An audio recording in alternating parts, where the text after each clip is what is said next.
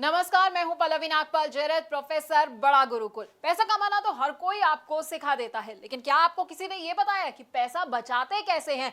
जानते हैं मैं ये बात क्यों कह रही हूं? क्योंकि ये कहा जाता है कि एक एक बचाया हुआ रुपया कमाए हुए एक एक रुपए के बराबर होता है।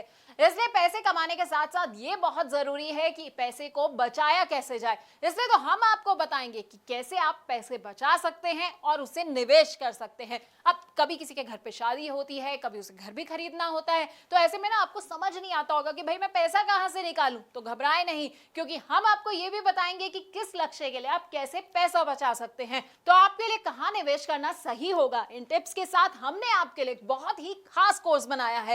इसमें हम आपको बताएंगे कि आखिरकार गोल बेस्ड फाइनेंशियल प्लानिंग क्या होती है। अब आप सोचेंगे कि भाई सेविंग और इन्वेस्टमेंट तो मैं करता ही रहता हूं, लेकिन आपको पता है सेविंग और इन्वेस्टमेंट में ना बड़ा अंतर होता है। तो ये अंतर क्या होता है ये भी हम आपको बताएंगे। पोर्टफोलियो मैनेजमेंट क्या होता है और कैसे आप गोल बेस्ड अपना पोर्टफोलियो बना सकते हैं, ये हम आपको समझाने वाले हैं। अब कई तरह के ना सिनेरियोज होते हैं, जैसे कि लोग क्या करते हैं, थोड़ा थोड़ा पैसा जो है वो हर महीने की सैलरी से निकालते हैं और उसे निवेश कर देते हैं। तो कई लोग क्या करते हैं कि बोनस मिला और सारा का सारा पैसा निवेश कर दिया। तो कौन सा सिनेरियो किसके लिए सही रहता है ये हम आपको बताएंगे। अपने कोर्स में हम आपको म्यूचुअल फंड्स के बारे में भी बताएंगे। और अगर आपके कुछ शॉर्ट टर्म गोल्स हैं, जैसे कि आप सोच रहे हैं कि भाई 6 महीने के बाद जो है ना मैं एक स्कूटर खरीद लेता हूं, या मैं सोच रहा हूं कि 6 महीने के बाद जो है बच्चों को घुमाने ले जाऊं, तो ऐसे गोल्स के लिए पैसा कैसे आपको इकट्ठा करना है ये हम आपको बताएंगे। अब कई आपके गोल्स ऐसे होंगे जो मीडियम टर्म होंगे, यानी कि आप सोच रहे होंगे कि भाई एक फॉरेन में अच्छी सी वेकेशन प्लान कर ली जाए, या फिर मेरे बच्चे की पढ़ाई जो है ना खत्म होने वाली है, अब उसकी हायर एजुकेशन की बारी आने वाली है, तो भाई मुझे उसके लिए पैसा कैसे इकट्ठा करना है, तो वो हम आपको बताएंगे।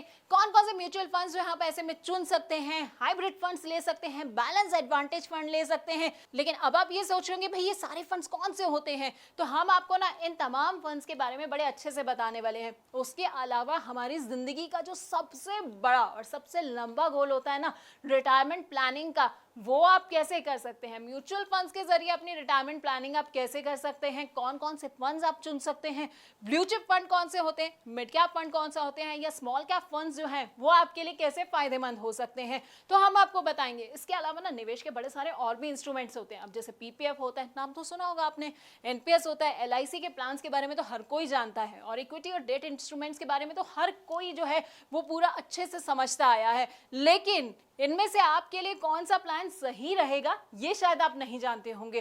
तो हम आपको ना अपने कोर्स में इन तमाम प्लान्स के बारे में अच्छे से जानकारी भी देने वाले हैं।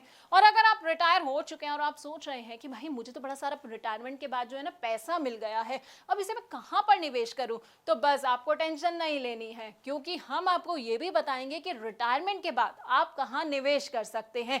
यानी कि इन 12 वीडियोस में हम आपको आपकी फाइनेंशियल प्लानिंग के बारे में सब कुछ बताने वाले हैं। तो अगर आप अपनी जिंदगी ना सुकून से जीना चाहते हैं, रिटायरमेंट के लिए परफेक्ट प्लानिंग करना चाहते हैं, तो बस आपको क्या करना है, आपको हमारा ये कोर्स देखना होगा।